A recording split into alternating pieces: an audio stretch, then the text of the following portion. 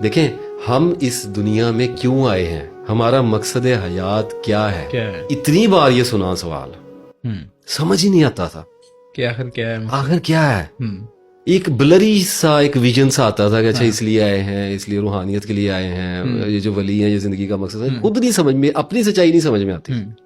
اب نکلے تو مراقبوں سے جائیں گے, ہر چیز سے جائیں گے, اور ایک وقت آئے گا اگر سچا ہے تو سب سے ہائیسٹ فارم آف اسپرچویلٹی تک پہنچے گا. وہ ہے پیوریفیکیشن آف دی سیلف, اپنے آپ کی پہچان. ہم نے آپ کو دین کے ایک خاص طریقے پر کر دیا. آپ صلی اللہ علیہ وسلم کو اللہ تعالیٰ نے قرآن پاک میں کہا, کیا طریقہ تھا؟ ریچولز پہ چل رہے تھے مذاہب, سارے بندشوں میں تھے, تپسیاؤں میں پھنسے ہوئے تھے, نروانوں میں, عرفانوں میں, پتہ نہیں کدھر کدھر پھنسے ہوئے تھے, جوگ لے رہے تھے. تو اللہ تعالیٰ نے آپ سے کہا کہ ہم نے آپ کو دین کے ایک خاص طریقے پہ کیا ہے. وہ طریقہ کیا تھا؟ 11 بار قسم کھائی اللہ تعالیٰ نے سورہ شمس میں, اور فرمایا کامیاب ہو گیا وہ جس نے اپنے نفس کو پاک کر لیا, اور مارا گیا وہ جس نے اپنے نفس کو پولوٹڈ کر لیا, آلودہ کر لیا.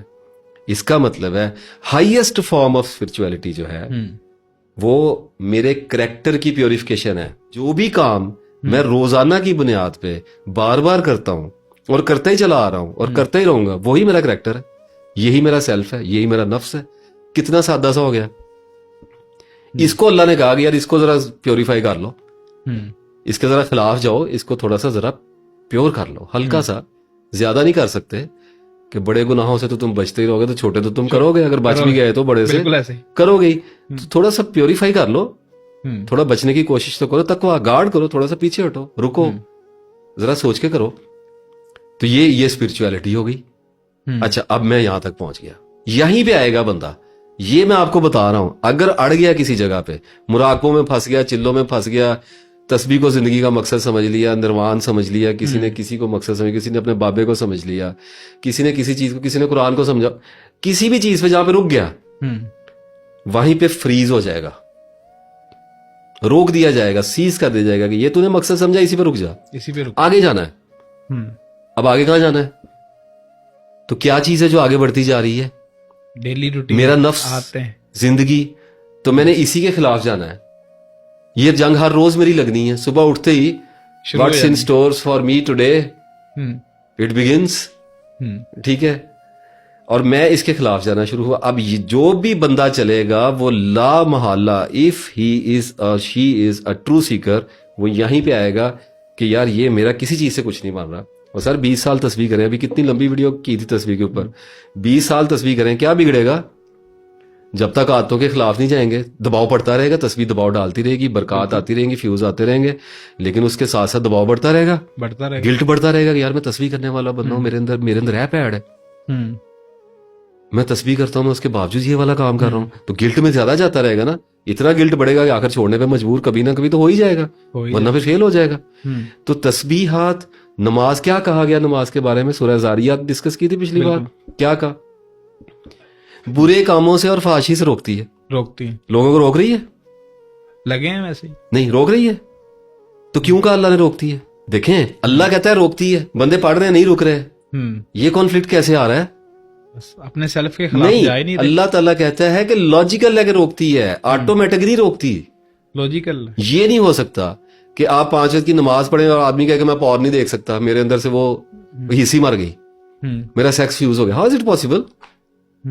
تو اللہ تعالیٰ نے کہا کہ روکے گی اگر سچے دل سے پڑھو گے, کیونکہ نماز ہے. اللہ نے جھوٹی نمازوں کا تو اللہ نے بات ہی نہیں کی نا. اللہ نے کہا نماز روکتی ہے. اب ایک بندہ کہتا ہے یا اللہ میں تیری نماز پڑھوں گا, وہ پڑھ رہا ہے, اب اس کی جبلتیں تھوڑا گند مند چل رہا ہے نا ہر بندے کے اندر ہی. اب وہ بےچارا ادھر کو ہو گیا, ذرا آنکھ میں چا کے اس نے کچھ دیکھا, اگر تو سچا ہے شرم آئے گی نا. آئے گی, بالکل آئے گی. ٹھیک ہے, ڈیٹ بن جائے گا, معافی مانگے گا. نہیں کیوں نہیں دیکھے گا, معافی مانگے گا. پھر دوبارہ سے, ہم سبجیکٹ سے تھوڑا سا ہٹ رہے ہیں لیکن میں اس کو ذرا ایکسپلین کرنا چاہ رہا ہوں. پھر دوبارہ جائے گا نماز میں, پھر دوبارہ کرے گا, پھر دوبارہ جائے گا. تو نماز روک رہی ہے نا؟ روک رہی ہے, بالکل روک. نہیں نظر آ رہی ہے آپ کو نماز روک رہی؟ نماز روک رہی اس وقت میں آپ کو دکھا رہا ہوں نماز روک رہی ہے. 2 رزلٹ پیدا ہوں گے, یا وہ چھوڑ دے گا, یا رک جائے گا, یا نہیں رکے گا. نماز روک رہی ہے, ایسے ہی. I think you are getting my point. بالکل. نماز از فورسنگ ٹو اسٹاپ, رک, रुक की कर रहे हैं, लेकिन आदमी कह रहा है अच्छा फिर हो गया, फिर हो गए। नमाज कहती नो प्रॉब्लम, अब रुक। एक म्यान में 2 तलवारें कैसे रखेंगे सर? रखी नहीं जाएंगी। नहीं रखी जाएंगी ना। हाँ। तो कुछ लोगों ने रख ली है। क्यों रख ली? ढीठ बन गए, दिलों को जंग लगा लिया और कहा कि बस चलता है।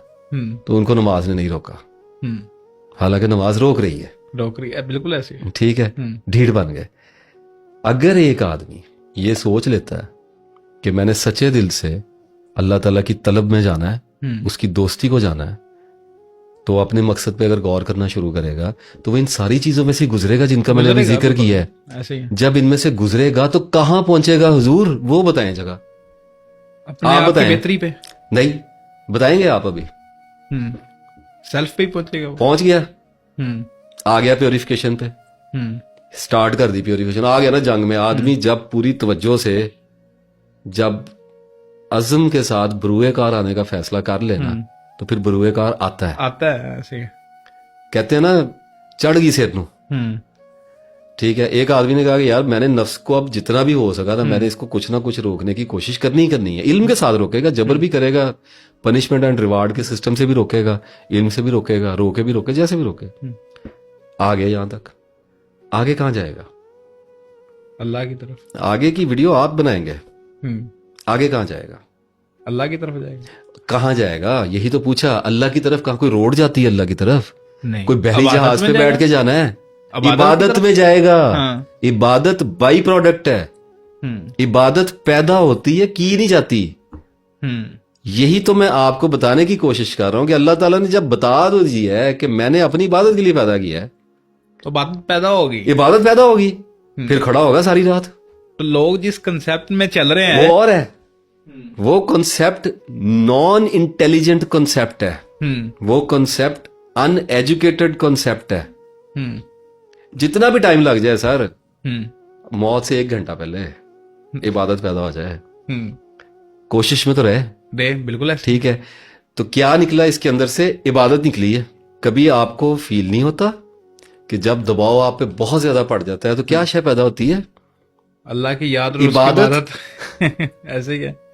उस नमाज को पढ़ने के लिए आपको कौन फोर्स करता है? कोई भी नहीं। और उस नमाज के बाद गुनाह कहां जाता है? थोड़ी देर के लिए रोक देती है, सीज कर देती है। तो जब आप किसी भी रूहानी सिलसिले से चलें, किसी भी स्कूल ऑफ थॉट से आए, किसी भी आप तस्बीह से आ जाएं, आप मुराकबे कर लें, कुछ भी कर लें, आपने एक जगह पे पहुंचना है कि यार मेरा नफ्स गंदा है। जब हज़रत यूसुफ अलैहिस्सलाम ने स्टेटमेंट दे दी है ना कि मेरा नफ्स तो बुराई का ही हुक्म देता है, मैं अपने आप को इससे बरी तो नहीं करार देता। बिल्कुल। तो आप मैं किस खेत की मूली हो गए? बिल्कुल। कि अपने आप को मुतकी गए। अल्लाह ने रोका ना कि कहा ना करो, मुझे पता है तुम्हारा, तुम कौन हो। फिर आगे उसने एक और जगह भी कहा कि मैं तुम्हें उस वक्त से जानता हूं जब माओ के पेटों में बच्चे से थे। सर यही है ना रियलिटी। ऐसे ही है, बिल्कुल ऐसे ही। तो एक आदमी जब अपने नफ्स की प्योरिटी में जाएगा तो क्या करेगा? अब मैं लेता हूं अपने हाथ में ये वीडियो, तो क्या करेगा?